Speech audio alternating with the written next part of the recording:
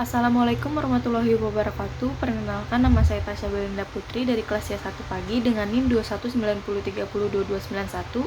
Di sini saya akan menjelaskan tentang checklist analisa kelayakan usaha berdasarkan produk jasa, yaitu Boba Cafe.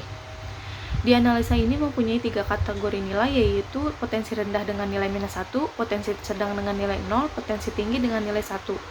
Analisa pertama yang saya akan bahas yaitu analisa kekuatan ide bisnis yang mempunyai 2 poin. Poin pertama yaitu tingkat diinginkan pasar terhadap produk atau jasa yang isinya mengambil keuntungan dari tren lingkungan bernilai 1, menyelesaikan masalahnya bernilai 1, mengatasi kesenjangan yang tidak terisi di pasar nilainya 1, ketepatan waktu masuk ke pasar nilainya 1, luasnya gagasan menambahkan nilai bagi pembeli atau pengguna akhir nilainya 1, sejauh mana pelanggan puas dengan produk pesaing yang sudah tersedia nilainya 1, sejauh mana ide tersebut mewajibkan pelanggan untuk mengubah praktik dasar atau perilaku mereka nilainya 0.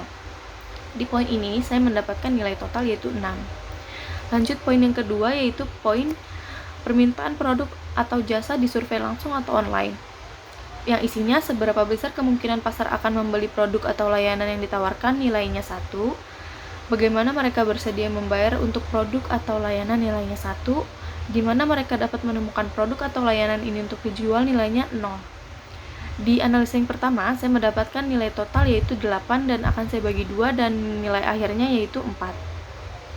Lanjut ke analisa yang kedua yaitu analisa kelayakan target industri yang mempunyai 2 poin.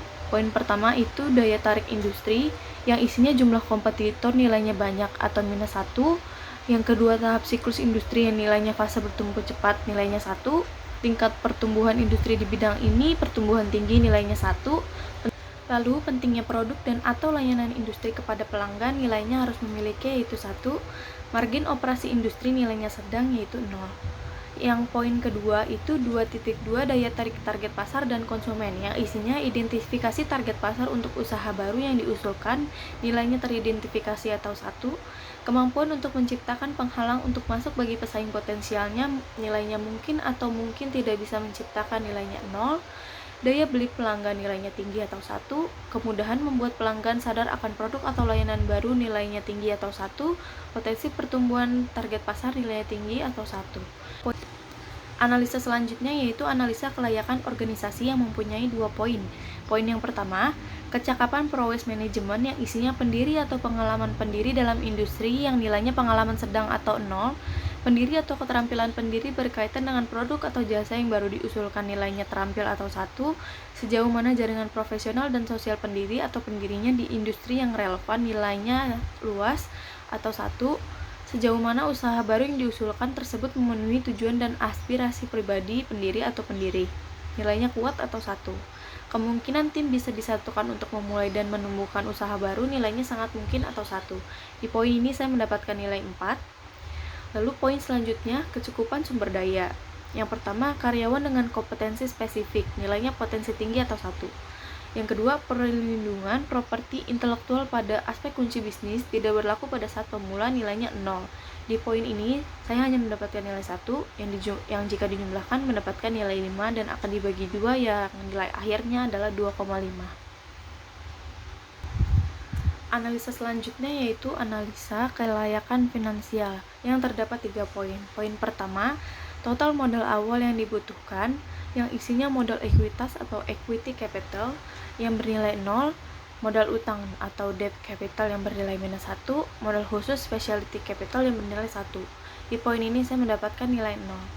Poin kedua, kinerja keuangan bisnis sejenis yang isinya karakteristik ekonomi industri bernilai 1, lalu profitabilitas dan risiko saat ini yang bernilai 1, nilai perusahaan yang bernilai 0. Di poin ini saya mendapatkan nilai 2. Untuk poin selanjutnya, daya tarik finansial. Untuk poin selanjutnya, daya tarik finansial keseluruhan yang isinya hasil keuangan historis. Untuk poin selanjutnya, daya tarik finansial keseluruhan yang isinya hasil keuangan historis yang nilainya 1, proyeksi pendapatan nilainya 1, keuntungan setidaknya untuk 3 tahun ke depan nilainya 1, margin kotor dan laba sebelum pajak sebagai persentase dari pendapatan nilainya 0, daya tarik relatif terhadap perusahaan lain yang telah Anda lihat nilainya -1.